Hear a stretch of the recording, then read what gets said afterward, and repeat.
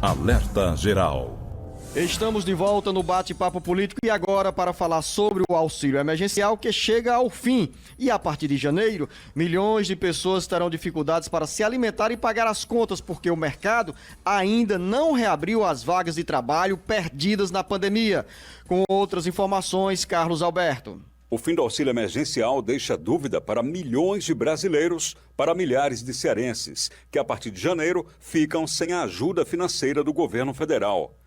A Caixa Econômica Federal depositou nesta terça-feira a última parcela do benefício para 3,2 milhões de pessoas.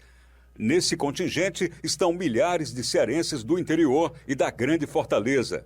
Entre os meses de março e dezembro, pelo menos 68 milhões de brasileiros que ficaram sem empregos e sem o trabalho informal que os proporcionava renda receberam um valor mensal, inicialmente de R$ 600, e nos últimos 3 meses de R$ 300. O auxílio emergencial foi criado com o objetivo de amparar os trabalhadores informais e as pessoas mais vulneráveis durante a pandemia. O governo federal destinou 321 bilhões e 800 milhões de reais para os 68 milhões de brasileiros. E com isso, aqueceu a economia e ajudou a manter milhares de empregos em todo o Brasil. Agora, em meio às festas de final de ano, o orçamento doméstico estará a partir de janeiro mais apertado e para muitos a cozinha ficará vazia. O temor do agravamento das condições de vida para milhões de pessoas leva lideranças políticas a defenderem a extensão do auxílio emergencial por 2 ou 3 meses em 2021. O governo federal ainda não tem definição sobre o futuro do auxílio emergencial. Com redação do Ceará Agora, para o Jornal Alerta Geral, Carlos Alberto. Jornalista Beto Almeida, a economia foi aquecida com os mais de 300 bilhões de reais destinados ao auxílio emergencial pelo governo federal e deixou mais organizado o orçamento doméstico de milhões de brasileiros, de milhares de cearenses. Agora, muita incerteza, Beto Almeida, no começo de ano para quem ficará sem essa ajuda do governo federal.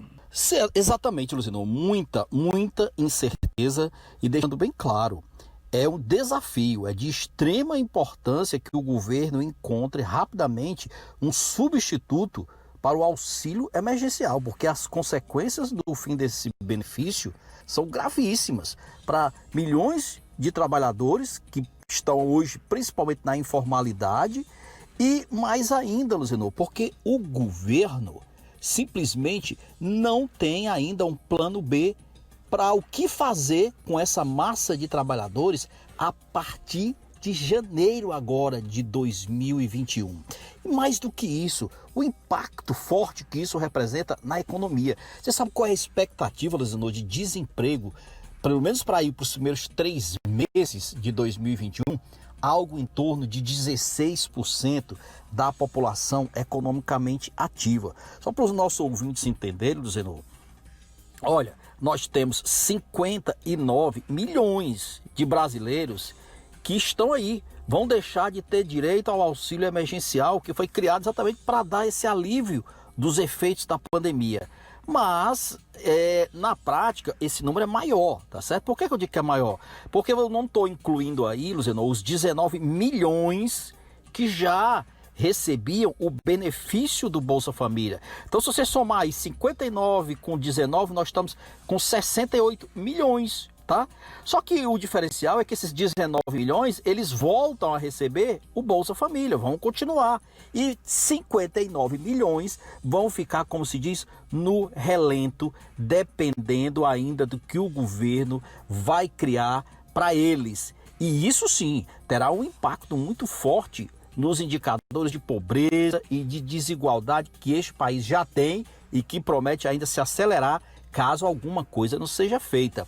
E eu estou falando aqui, Luciano, não é nada o seguinte. Olha, esses dados são do IBGE, de economistas, apontando que cerca de 20 milhões de pessoas deixaram de cair abaixo da linha da pobreza neste ano de 2020 E 10 milhões saíram dessa situação, Luzenor, de estarem abaixo da linha de pobreza exatamente por conta dos R$ 600 recebidos por mês do governo, que foram reduzidos para 300, tá certo? Agora, isso é o que mostra, quando a gente fala em linha de pobreza, aí vem aquela famosa imagem do índice de Gini, né? Que mede aquela desigualdade social e mostra que pela primeira vez na história nós tivemos uma queda nesse índice de desigualdade abaixo de 0,5. Olha a importância que teve o auxílio emergencial para o Brasil, notadamente nesse período da pandemia. O que eu quero dizer com isso? Eu creio que o governo, Luzenor, vai ter que apresentar alguma coisa logo nos primeiros dias de janeiro. Tem sim. Tem alternativa? Se você me perguntar, tem alternativa. O próprio senador Tasso Gereissati é autor daquela proposta da Lei de Responsabilidade Social, Luzenor, que prega medidas paliativas, não, medidas efetivas para apresentar resposta à redução da pobreza de forma sustentada e acabar de forma gradual com metas a inclusão dessas pessoas como se diz, na vida produtiva do país. O governo Bolsonaro não pode simplesmente se deixar levar, por exemplo, de que o país não pode comprometer a sua meta fiscal e deixar de apresentar um plano de assistência para essas pessoas que precisam sim da mão forte do Estado. E aqui vale dizer o seguinte, é como se a gente colocasse, Luzenor, mais ou menos assim, olha, a economia não rima com a ajuda assistencial, com benefício social. Ou você faz um governo voltado à assistência social e esquece a economia, ou você fortalece a economia e esquece a ajuda assistencial. Não é assim, não é assim. As coisas podem continuamente serem tomadas conjuntas, sem prejudicar a assistência social e muito menos sem complicar a vida social, fiscal do país. É isso que todos esperam.